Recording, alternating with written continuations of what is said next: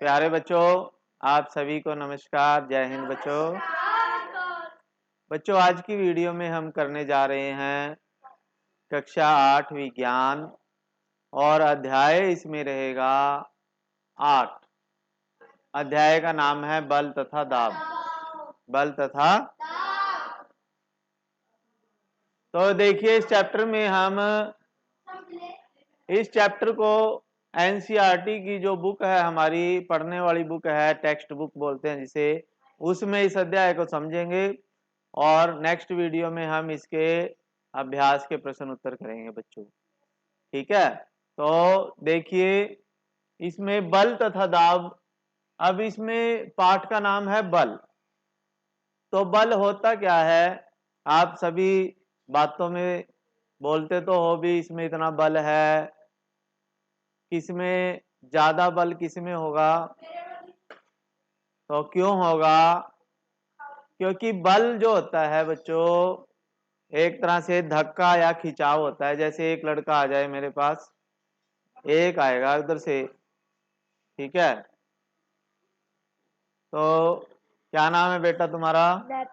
नैतिक। नैतिक हमारी 8वीं कक्षा का छात्र है ये। तो बल क्या होता है? बल होता है जैसे अगर हम किसी को धक्का देते हैं, ठीक है, आराम से दूंगा मैं, डरो ना, ठीक है। तो अगर मैं इसको धक्का देता हूं या अपनी तरफ इसको खींचता हूं, तो मैं इसके ऊपर क्या लगा रहा हूं? बल। ठीक है। तो जब हम किसी वस्तु के ऊपर बल लगाते हैं, या तो उसको धक्का देंगे या उसको अपनी तरफ खींचेंगे, तो उसे क्या कहेंगे हम? बल। तो बल हमेशा क्या होता है, वस्तुओं की स्थिति में परिवर्तन कर देता है कई बार, या कई बार वस्तुओं की स्थिति में परिवर्तन नहीं भी होता। ठीक है, चल ठीक है बेटे, शाबाश, बैठ जा। जैसे मैं इसको एलईडी को धक्का देता हूं, ठीक है, तो क्या एलईडी कोई मैं इसके स्थान से हटा पाया? क्यों? क्योंकि मैंने इसके ऊपर बल तो लगाया, लेकिन मैं इसकी स्थिति में परिवर्तन नहीं कर पाया। तो इसलिए बल की परिभाषा अगर आपसे पूछते हैं बल किसे कहते हैं, तो आपने बल के बारे में लिखना है कि बल वह धक्का या खिंचाव है जो किसी वस्तु की स्थिति में परिवर्तन कर सके या करने की कोशिश करे। ठीक है। तो दाब के बारे में भी बात करेंगे हम। तो बल के बारे में देखिए बच्चों, बल अपकर्षण या अभिकर्षण। अपकर्षण का मतलब है कि हम उसको या तो धक्का देंगे या उसको वस्तु को खींचेंगे। ये देखिए, ये खिलाड़ी हैं, तो ये बॉल को ये रोक रहा है, ठीक है, ये बॉल को हॉकी से मार रहा है, ठीक है, और ये बॉल को कैच या पकड़ने की कोशिश कर रहा है। तो इनमें ये क्या कर रहा है, वस्तुओं के ऊपर बल लगा रहे हैं ये, ठीक है। कोई उसको दूर धकेल रहा है, कोई उसको रोक रहा है, तो ये सभी क्या कर रहे हैं? बल लगा रहे हैं। तो अब ये देखिए, एक टेबल है हमारे पास। जैसे मेज पर रखी पुस्तक को गतिशील बनाना। मेज के ऊपर एक बुक रखी है, मेज के ऊपर किताब रखी है, उसको हमने गतिशील करना है, उसको हमने धकेलना है। तो उसके लिए क्या करेंगे? जैसे धक्का देंगे या खींचेंगे या उठाएंगे। तो अपकर्षण हुआ है। हाँ बोलो, क्या है?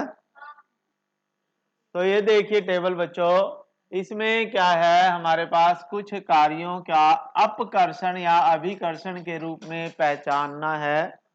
अपकर्षण या अभिकर्षण। अपकर्षण का मतलब क्या होता है बच्चों? धक्का देना। क्या होता है?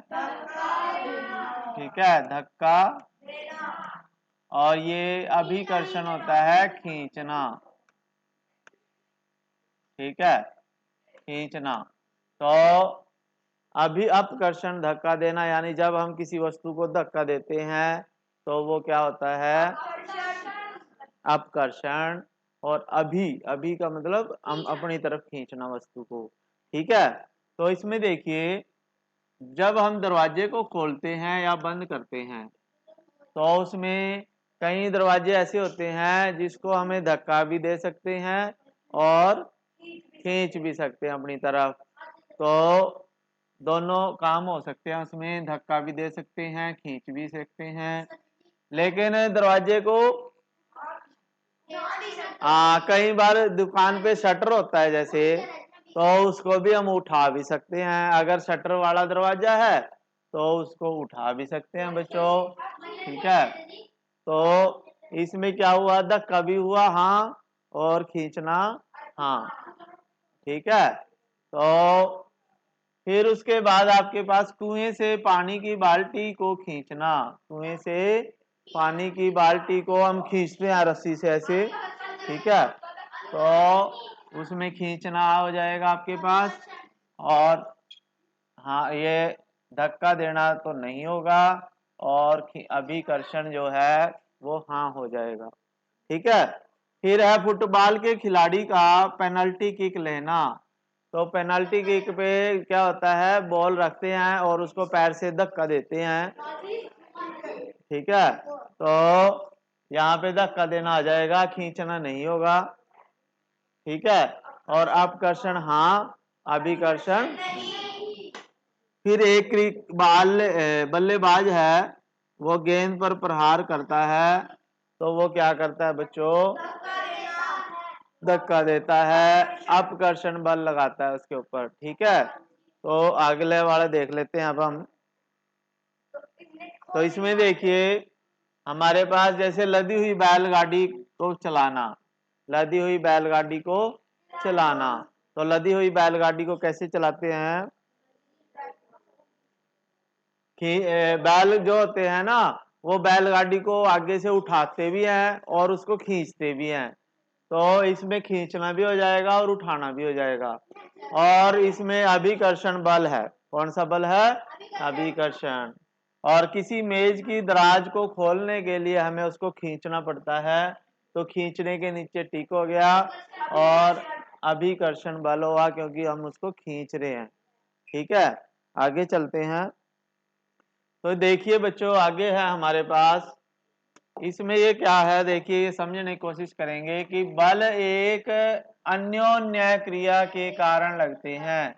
अन्योन्य क्रिया क्या होती है, अन्योन्य क्रिया होती है कि जैसे ये लड़कियां हैं, ये लड़की जो है, ये वाली लड़की इसको अपनी तरफ खींच रही है और ये लड़की इसको अपनी तरफ खींच रही है, यानी ये दोनों एक दूसरे के ऊपर ऐसे बल लगा रहे हैं। ठीक है, तो ये कैसी क्रिया हो रही, अन्योन्य क्रिया। अन्योन्य क्रिया होता है जब दो वस्तुएं आपस में एक दूसरे के ऊपर बल लगाती हैं, तब जाके वस्तुओं के ऊपर बल लगता है। तो यहाँ पे भी आगे एग्जाम्पल दिखा लेते हैं, और भी एग्जाम्पल है हमारे पास। जैसे आपके पास ये देखिए, ये बैल जो है, ये बैल अपनी तरफ, इसको आदमी को अपनी तरफ खींच रहा है और आदमी बैल को अपनी तरफ खींच रहा है, तो यहाँ भी अन्योन्य क्रिया हो रही है। और यहाँ देखिए ये लड़की इसको धक्का दे रही है और ये इसको धक्का दे रही है, तो यहाँ भी अन्योन्य क्रिया हो रही है। ठीक है, तो आपने लिखना है कॉपी में कि हम निष्कर्ष निकाल सकते हैं कि बल लगने के लिए कम से कम दो वस्तुओं में अन्योन्य क्रिया होनी आवश्यक है। इस प्रकार दो वस्तुओं के बीच अन्योन्य क्रिया के कारण उनके बीच में बल लगता है। ठीक है, यानी दो वस्तुओं के बीच तभी बल लगेगा जब उनके बीच में अन्योन्य क्रिया होगी, या वो एक दूसरे के ऊपर धक्का लगाएंगे या एक दूसरे को खींचेंगे, या एक खींचेगा, ठीक है, दूसरा धक्का देगा, या कुछ भी इस तरह की क्रिया होगी तो तब बल लगेगा। ठीक है, तो इसका मतलब यही था। आगे चलते हैं। तो इस प्रकार हमने देखा बच्चों कि एक बल दूसरे से बड़ा या छोटा या बराबर हो सकता है। बल की प्रबलता प्राय परिमाण से मापी जाती है। बल की प्रबलता यानी कितना ज्यादा बल है या कितना कम बल है, तो हम उसके परिमाण से मापते हैं। तो इसमें क्या है, हमें उस दिशा का उल्लेख करना भी आवश्यक होता है जिसमें बल कार्य करता है। यानी जब हम, ध्यान से सुन लो, ठीक है, तो इसमें देखिए, अगर हम किसी वस्तु के ऊपर बल के बारे में बात करते हैं ना, भी उसके ऊपर इतने बल लग रहा है, इतना न्यूटन, न्यूटन में मापते हैं हम बल को। किस में मापते हैं? न्यूटन में। यानी अगर हमने 10 न्यूटन बल किसी वस्तु के ऊपर लगाया, तो हमें उसकी दिशा भी बतानी पड़ती है कि उस दिशा में बल लगाया। ठीक है, तो जब भी बल की बात करते हैं तो बल का ये तो परिमाण है 10 न्यूटन, क्या है? परिमाण। और ये कह रहा है कि बल के बारे में बताते समय हमें उस दिशा का भी उल्लेख करना आवश्यक है जिसमें बल कार्य करता है। ठीक है, हाँ क्या बोलो? हाँ हाँ, जब अगर एक ही दिशा में बल लगेंगे, अगर हम कहें कि 10 न्यूटन इस दिशा में है, 10 न्यूटन 5 न्यूटन और इसी दिशा में है, तो ये तो जुड़ जाएंगे। लेकिन जब हम कहें कि 10 न्यूटन तो इस दिशा में है और 5 न्यूटन विपरीत दिशा में है, ठीक है, तो ये कितना रह जाएगा? 5 ही रह जाएगा। कितना रह जाएगा? 5। ठीक है, तो यह भी याद रखिए कि यदि लगाए गए बल की दिशा या परिमाण में परिवर्तन हो जाए तो उसका प्रभाव बदल जाता है।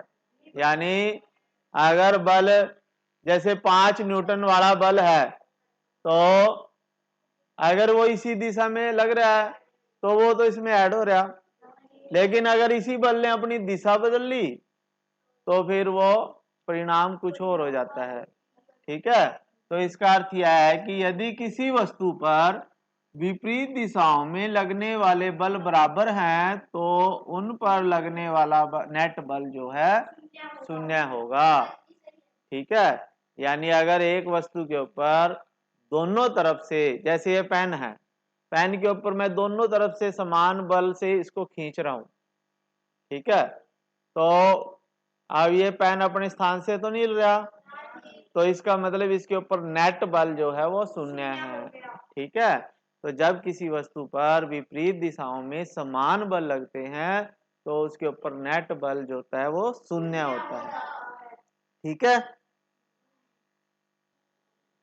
इसमें देखो बच्चों आगे क्या है, बल वस्तु की गति की अवस्था में परिवर्तन कर सकता है।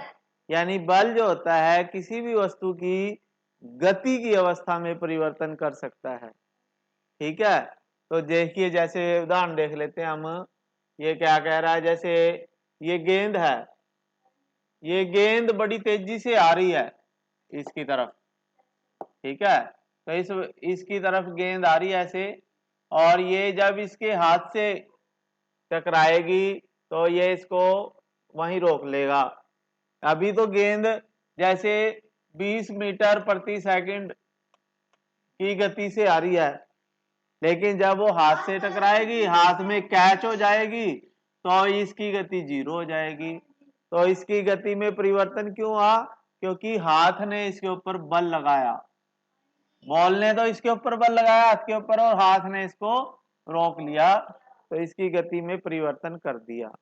ऐसे ही आप बच्चे टायर चलाते हैं डंडे के साथ, तो टायर को तेज गति से चलाने के लिए इसके ऊपर ये बार बार डंडे मारते हैं ऐसे, ठीक है, तो इसके ऊपर डंडे से क्या लगाते हैं? बल लगाते हैं। तो बल जो होता है वो टायर की गति को बढ़ा देता है, और भी अगर ज्यादा बल से मारेंगे और ज्यादा तेज भागेगा। ठीक है, तो इस तरह से, और फिर ना इसके इधर उधर डंडा भी लगा देते हैं, इसकी ऐसे बल लगा दिया तो वो मुड़ जाता है फिर। ठीक है, यानी इसकी दिशा बदलने के लिए भी इसके ऊपर बल लगाते हैं। ठीक है, तो अब देख लेते हैं अभी क्या क्या होता है बल से, ये आपकी बुक में सब कुछ लिखा हुआ है। तो ये देखिए, ये मुख्य बात है जो आपने नोट करनी है, अपनी कॉपी में भी लिखना है। किसी वस्तु की चाल अथवा उसकी गति की दिशा अथवा दोनों में होने वाले परिवर्तन उसकी गति की अवस्था में परिवर्तन द्वारा व्यक्त किया जाता है। अतः बल द्वारा किसी वस्तु की गति की अवस्था में परिवर्तन लाया जा सकता है। ठीक है, तो यानी बल के द्वारा हम किसी भी वस्तु की गति में परिवर्तन ला सकते हैं। उसकी गति कम भी कर सकते हैं, जैसे हम गाड़ी में ब्रेक लगाते हैं तो ब्रेक उसके ऊपर बल लगाते हैं गाड़ी के ऊपर और वो रुक जाती है, उसकी गति कम हो जाती है। या जब हम एक्सेलरेटर दबाते हैं, रेस करते हैं गाड़ी की, तो फिर उसके ऊपर ज्यादा बल लगता है और उसकी गति बढ़ जाती है। ठीक है, तो इस प्रकार से हम किसी भी वस्तु की गति कम या ज्यादा कर सकते हैं। जैसे आप साइकिल चलाते हो तो साइकिल पे अगर ज्यादा जोर से पैडल मारोगे, ज्यादा बल से पैडल मारोगे तो आपकी ज्यादा तेज हो जाएगी, और अगर आप बल लगा के उसके ब्रेक लगाओगे तो उसकी कम हो जाएगी उसकी चाल। और बल के द्वारा ही आप उसके हैंडल को इधर उधर घुमाते हो।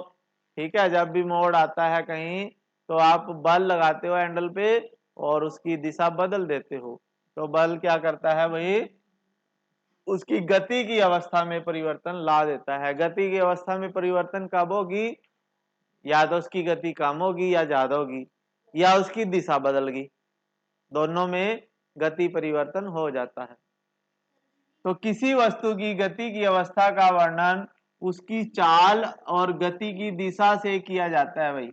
यानी किसी भी वस्तु की गति की अवस्था में परिवर्तन कब होगा, अगर उसकी चाल में परिवर्तन हो गया तब भी गति अवस्था में परिवर्तन है, अगर उसकी दिशा बदल गई तब भी गति अवस्था में परिवर्तन है। ठीक है, यदि विराम अवस्था हो तो शून्य चाल की अवस्था माना जाता है, और कोई वस्तु विराम अवस्था में अथवा गतिशील हो सकती है, और दोनों ही उसकी गति की अवस्थाएं हैं। यानी अगर वस्तु आराम से विराम अवस्था में है तो उसकी गति शून्य है, तब भी वो गति अवस्था ही बोलेंगे, उसकी भी गति अवस्था उसकी ऐसी अवस्था है कि उसकी गति शून्य है। ठीक है, तो अब ये भी बॉल रोक रहा है, जैसे ये भी बल के द्वारा बॉल को रोक रहा है। तो एक तो परिवर्तन ये हो गया, गति अवस्था में परिवर्तन हो जाता है। आगे बच्चों देखिए, बल किसी वस्तु की आकृति में परिवर्तन कर सकता है। यानी अभी हमने पढ़ा कि बल जो है वस्तु की गति अवस्था में परिवर्तन लाता है, लेकिन अब उसकी आकृति में भी परिवर्तन ला सकता है।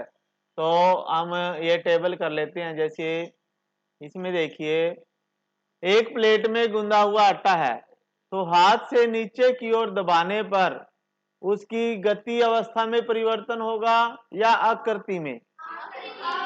तो आपने यहाँ पे हाँ लिखना है, टिक करना है, आकृति में परिवर्तन हो जाएगा। चलो कर लेते हैं, जिस पे हाँ होगा वो टिक कर देते हैं हम। ठीक है, तो आकृति में परिवर्तन।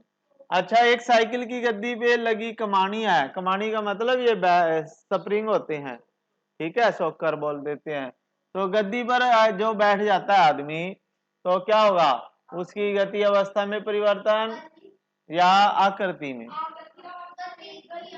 गति अवस्था में आकृति में परिवर्तन आ जाता है, क्योंकि ये छोटा था ना पहले, और जिस तरफ ज्यादा बैठेगा तो ये ज्यादा बड़ा हो जाएगा। ठीक है, तो इसकी आकृति बड़ी हो जाती है स्प्रिंग की। ठीक है, तो आकृति में परिवर्तन आ जाता है। फिर उसके बाद है एक हुक और दीवार से लटकी कील पर लटका हुआ रबड़ बैंड। यानी ये देखिए, ये एक खुंटी है, ये एक तरह से हुक है, और इसके ऊपर रबड़ बैंड है ये, और रबड़ बैंड को खींच रहे हैं ऐसे।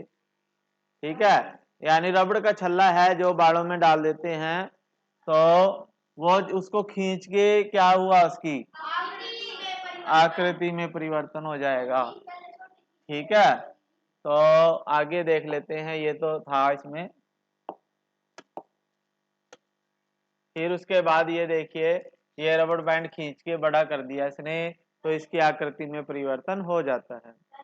फिर है ईंटों पर रखा एक प्लास्टिक या धातु का पैमाना है। ये ईंटें के ऊपर ना एक धातु का पैमाना रखा हुआ है और उसके ऊपर बीच में एक भार रख दिया, वजन रख दिया, तो इसकी आकृति जो पहले सीधी थी अब वो ऐसे नीचे झुक गई। तो क्या हुआ इसकी आकृति में?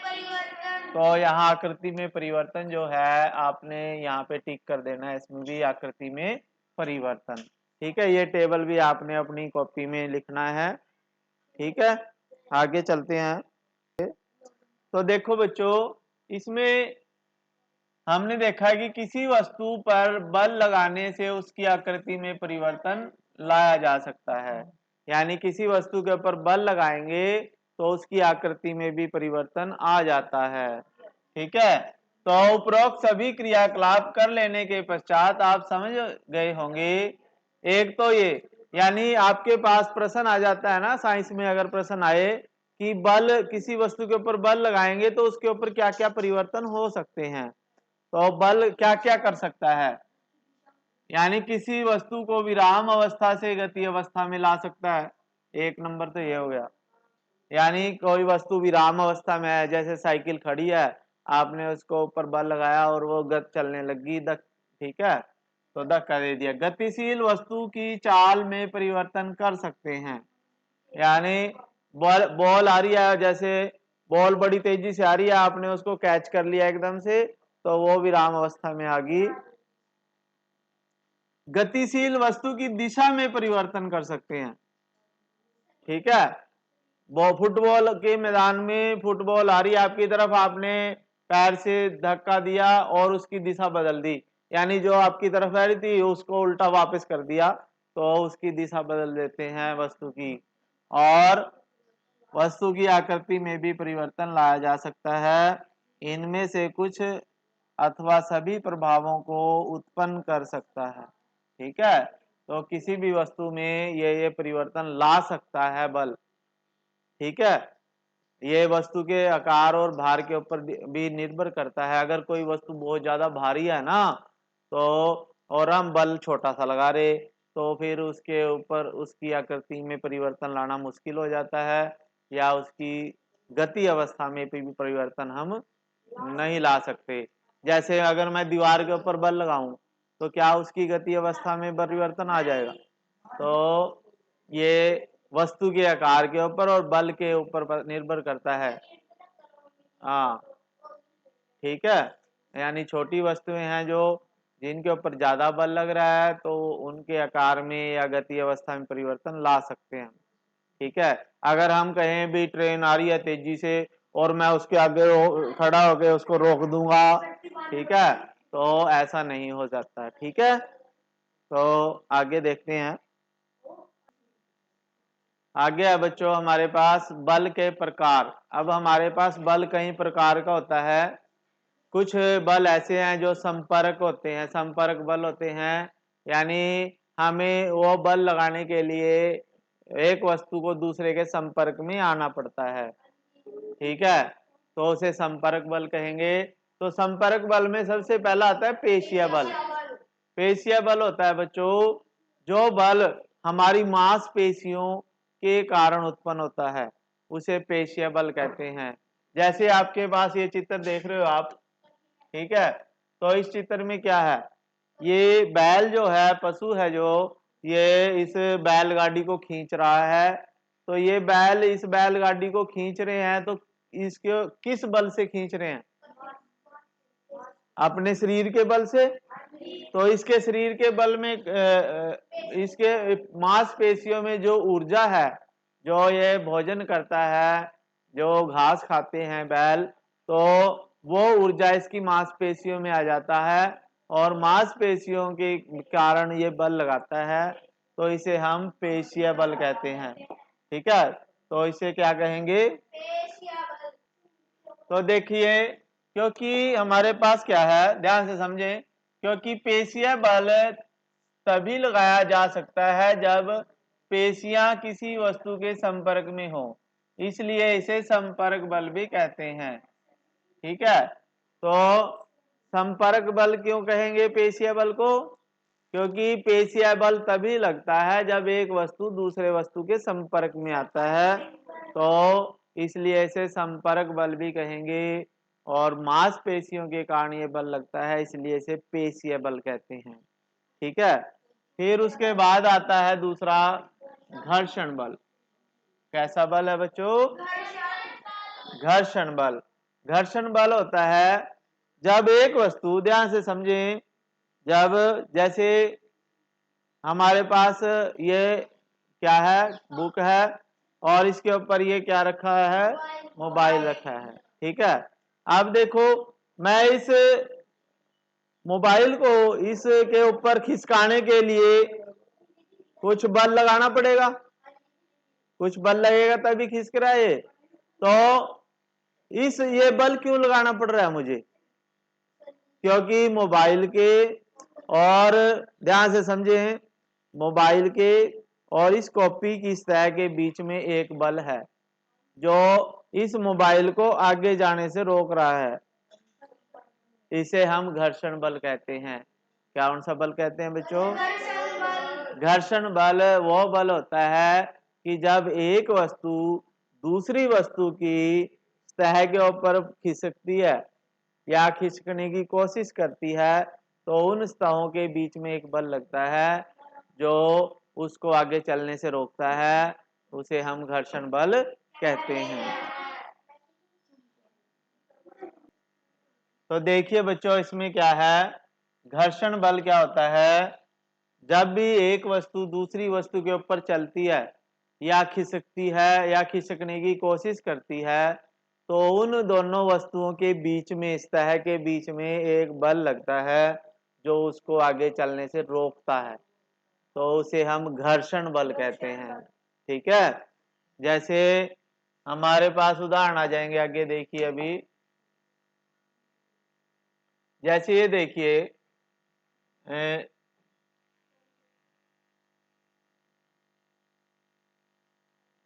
ठीक है, तो इसमें क्या होता है,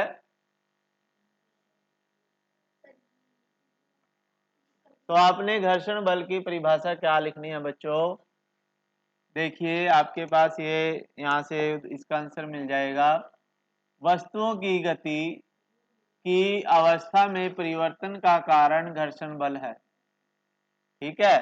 तो फर्श तथा गेंद की सतहों के बीच लगने वाला घर्षण बल ही गतिशील गेंद को विराम अवस्था में लाता है। यानी जब हम गेंद को लुढ़काते हैं फर्श पे या कहीं भी, तो गेंद थोड़ी देर बाद रुक जाती है, तो वो किस बल के कारण रुकती है?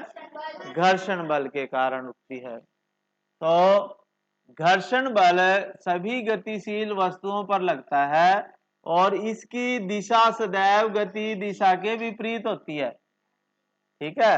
जिस दिशा में वस्तु गति करती है ना, अगर पंखा ऐसे घूम रहा है ना, तो उसके ऊपर भी बल, घर्षण बल लग रहा है, और लेकिन वो उल्टी दिशा में लग रहा है, यानी पंखे को रोकने की कोशिश करता है वो। इसलिए पंखे को चलाने के लिए भी हमें उसमें बार बार, यानी लगातार उसमें विद्युत धारा का बल जो है देना पड़ता है, इसलिए वो चलता है।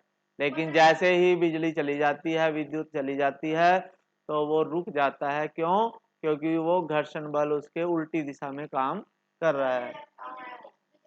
अब ये देखिए, घर्षण बल दो सतहों के बीच संपर्क के कारण उत्पन्न होता है, इसलिए यह संपर्क बल का एक उदाहरण है। ठीक है। तो हमारे पास संपर्क बल के दो उदाहरण हैं, एक पेशीय बल है और एक घर्षण बल है। ठीक है, पेशीय बल और अब हम ऐसे बल के बारे में बात करेंगे जो असंपर्क है। असंपर्क का मतलब वस्तुएं दूर दूर होंगी, एक दूसरे के संपर्क में नहीं होंगी, लेकिन फिर भी वो एक दूसरे के ऊपर बल लगाएंगी। ठीक है, तो उन्हें असंपर्क बल कहेंगे। तो देख लेते हैं। अब आगे है हमारे पास जैसे असंपर्क बल। असंपर्क बल में ऐसे बल आते हैं जो एक दूसरे के संपर्क में ना हो। ठीक है, तो असंपर्क बल में क्या होगा? हमारे पास सबसे पहला है चुंबकीय बल। चुंबकीय बल। चुंबकीय बल होते हैं बच्चों, जैसे छड़ चुंबक होते हैं हमारे पास, ये देखिए आपके पास ये दो जो हैं छड़ चुंबक हैं, और देखिए मेरे हाथ में भी छड़ चुंबक है ये, ठीक है। तो इनके ऊपर देखिए एन एस लिखा हुआ है, एन एस, यानी एक चुंबक जो होता है छड़ चुंबक है ये, इसके ऊपर एक तरफ एन लिखा हुआ है और एक तरफ एस लिखा हुआ है। तो एन और एस पे क्या होता है बच्चों, एन और एस जो होते हैं नॉर्थ और साउथ, यानी एक उत्तरी ध्रुव होता है, नॉर्थ पोल का मतलब है उत्तरी ध्रुव, और एस का मतलब है साउथ पोल, साउथ पोल का मतलब दक्षिणी ध्रुव, ठीक है। तो अब ये चुंबक जो है, इस चुंबक के ऊपर भी बल लगाता है। कैसा बल लगाता है, जैसे ये देखिए दूर से ही ये खींचने लग गया ऐसे, और अगर हम एस को एस के पास लेके आते हैं तो क्या हो जाता है, ये एक दूसरे को दूर धकेलते हैं। क्या करते हैं, ठीक है। तो ये बिना संपर्क में आए भी एक दूसरे के ऊपर बल लगाते हैं, जिसे हम चुंबकीय बल कहेंगे। यानी चुंबक के द्वारा लगाए गए बल को चुंबकीय बल कहते हैं। और जैसे आप ये एक्टिविटी करके देख सकते हो, नीचे एक चुंबक के नीचे दो पेंसिल रखोगे और उसके ऊपर एक चुंबक लगाओगे और हाथ में चुंबक, तो जब दोनों सेम पोल होंगे, ये देखिए जब दोनों साउथ और साउथ सेम पोल यानी समान ध्रुव जब एक दूसरे के पास आएंगे तो ये आगे आगे की तरफ जाएगा, और इसको आप इसके पास लाओगे ये आगे जाएगा, ठीक है। लेकिन जब उल्टे पोल होंगे, विपरीत ध्रुव होंगे, तो ये एक दूसरे की तरफ अपनी तरफ खींचेगा। तो ये बिना संपर्क में आए हुए बल होते हैं जिन्हें चुंबकीय बल कहते हैं। फिर उसके बाद है, जब ये एक दूसरे को खींचते हैं उसे आकर्षण करते हैं। आकर्षण का मतलब होता है खींचना, और प्रतिकर्षण का मतलब दूर धकेलना, ठीक है। तो ये आ जाते हैं बच्चों। फिर उसके बाद है आपके पास,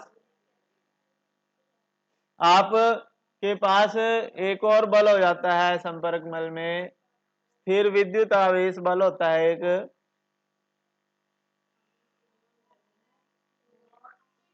ठीक है। तो असंपर्क बल क्या कहेंगे, बल लगा सकते हैं, यानी चुंबक द्वारा लगाया गया बल असंपर्क बल का उदाहरण होता है, क्योंकि ये एक दूसरे के पास नहीं आते। फिर उसके बाद अगला आता है बल आपके पास स्थिर विद्युत बल। स्थिर विद्युत बल में क्या होता है बच्चों, ये देखिए, ये आप एक्टिविटी कर सकते हो। आपने क्या करना है, एक धागे में एक स्ट्रॉ लेना है। स्ट्रॉ होता है जिससे आप वो फ्रूटी पीते हो ना, जूस पीते हैं, फ्रूटी पीते हैं, पाइप होता है जो, तो आप उसका एक टुकड़ा लेंगे और उसको ऐसे ही लटका दोगे, और दूसरा एक और टुकड़ा लेंगे आप और उसको आप सूखे बालों में अच्छी तरह से रगड़ोगे, ठीक है। जैसे ये सपोज करो स्ट्रॉ का टुकड़ा है, इसको आप ऐसे सूखे बालों में रगड़ोगे और इसके पास लेके आओगे आप, तो आप देखोगे ये स्ट्रॉ जो सीधा खड़ा था पहले, ये इसकी तरफ आकर्षित हो जाएगा, यानी ये अपनी तरफ खींचेगा, इसको आकर्षित करेगा, इसके ऊपर बल लगाएगा। फिर आपने क्या करना है, जो लटका हुआ स्ट्रो है और ये, इन दोनों को अपने बालों पे आपने ऐसे रगड़ना है, और फिर उसको तो ऐसे ही लटका देना है और उसको इसके पास लेके आना, तो आप देखोगे ये इससे दूर जाएगा, यानी प्रतिकर्षित करेगा। क्यों करेगा, क्योंकि जब हमने दोनों को रगड़ा तो दोनों के ऊपर समान आवेश आ गए, और समान आवेश एक दूसरे को दूर धकेलते हैं, प्रतिकर्षित करते हैं, और विपरीत आवेश एक दूसरे को आकर्षित करते हैं, एक दूसरे को खींचते हैं, ठीक है। तो ये स्थिर विद्युत आवेश बल है, यानी जब हम एक वस्तु को रगड़ते हैं तो उसके ऊपर आवेश उत्पन्न हो जाते हैं जो एक दूसरे के ऊपर बल लगाते हैं फिर, ठीक है। तो आप इसे पेन से भी कर सकते हो। तो स्थिर आपने देखना है एक आवेशित वस्तु द्वारा किसी दूसरी आवेशित वस्तु या अनावेशित वस्तु पर लगाया गया बल स्थिर विद्युत बल कहलाता है। तो वस्तुओं के संपर्क में न होने पर भी यह बल कार्य करता है, इसलिए स्थिर विद्युत बल असंपर्क बल का उदाहरण है। ठीक है, फिर एक बल हो रहा है हमारे पास गुरुत्वाकर्षण बल। गुरुत्वाकर्षण बल क्या होता है बच्चों? गुरुत्वाकर्षण बल वो बल होता है जो धरती या पृथ्वी सभी वस्तुओं के ऊपर लगाती है। जैसे अगर मैं इस पेन को यहां से छोड़ता हूं ना, तो ये नीचे ही क्यों आया? ये पेन नीचे ही क्यों आया? क्योंकि इस पेन को क्या सभी वस्तुओं को, इस धरती पे जितनी भी वस्तुएं हैं या हवा में भी कोई वस्तु है, तो ये पृथ्वी उसको, ये धरती उसको अपनी तरफ खींचती है। और जिस बल से पृथ्वी सभी वस्तुओं को अपनी तरफ खींचती है, आकर्षित करती है, उसे गुरुत्वाकर्षण बल कहते हैं। क्या कहते हैं? गुरुत्वाकर्षण। ठीक है, तो ये देखिए वस्तुएं पृथ्वी की ओर इसलिए गिरती हैं क्योंकि यह उन्हें अपनी ओर आकर्षित करती है। तो इस बल को गुरुत्व बल या गुरुत्वाकर्षण बल या गुरुत्व कहते हैं। तो यह एक आकर्षण बल है। गुरुत्व बल प्रत्येक वस्तु पर लगता है। गुरुत्व बल हम सभी पर लगता है भाई, यानी हमें पता हो ना हो, हमारा जो वजन भी है ना, हमारा वजन गुरुत्वाकर्षण बल के कारण ही है। अगर हमारे पास ऊपर गुरुत्वाकर्षण बल शून्य लगेगा तो हमारा वजन भी शून्य हो जाएगा। ठीक है, तो ये गुरुत्वाकर्षण बल है। तो ये असंपर्क बल है। ठीक है, इसके बारे में देखो, गुरुत्व केवल पृथ्वी का ही गुण नहीं, वास्तव में विश्व की सभी वस्तुएं, चाहे वो छोटी वस्तु हो चाहे बड़ी वस्तु हो, वो एक दूसरे के ऊपर अपना बल लगाती हैं। ठीक है, तो अगर आपके पास प्रश्न आए क्या गुरुत्व बल केवल पृथ्वी का ही है, तो आपने बोलना नहीं, ये सभी वस्तुओं का, इस धरती पे इस ब्रह्मांड में जितनी भी वस्तुएं हैं सभी एक दूसरे के ऊपर बल लगाती हैं बच्चों। ठीक है, तो हमने देखा आज की वीडियो में क्या क्या पढ़ा। एक तो बल के बारे में पढ़ा है। ठीक है, बल के बारे में पढ़ा है, बल क्या क्या परिवर्तन ला सकता है किसी वस्तु के ऊपर। ठीक है, उसकी आकृति बदल सकता है, उसकी दिशा बदल सकता है, उसकी गति अवस्था बदल सकता है। और क्या क्या पढ़ा हमने? हमने फिर बल के प्रकार पढ़े हैं। एक तो संपर्क बल वाले, संपर्क बल में कौन से आ गए? पेशीय बल आ गया और घर्षण बल आ गया। फिर हमने असंपर्क बल पढ़े, असंपर्क बल में चुंबकीय बल आ गया, गुरुत्वाकर्षण बल आ गया और स्थिर विद्युत आवेश बल आ गया। ठीक है, तो बच्चों आज की वीडियो में हम इतना ही करेंगे। नेक्स्ट वीडियो में हम आपको दाब के बारे में पढ़ाएंगे इसी अध्याय को। ठीक है बच्चों, अगर आपको वीडियो अच्छी लगे तो आप इसे लाइक कर दीजिए, चैनल पे नए हैं तो सब्सक्राइब कर लीजिए और कमेंट जरूर करें कि आपको ये वीडियो कैसा लगा। अगर इसमें कुछ सुधार की गुंजाइश है तो हमें अपने सुझाव जरूर दें। थैंक यू, जय हिंद।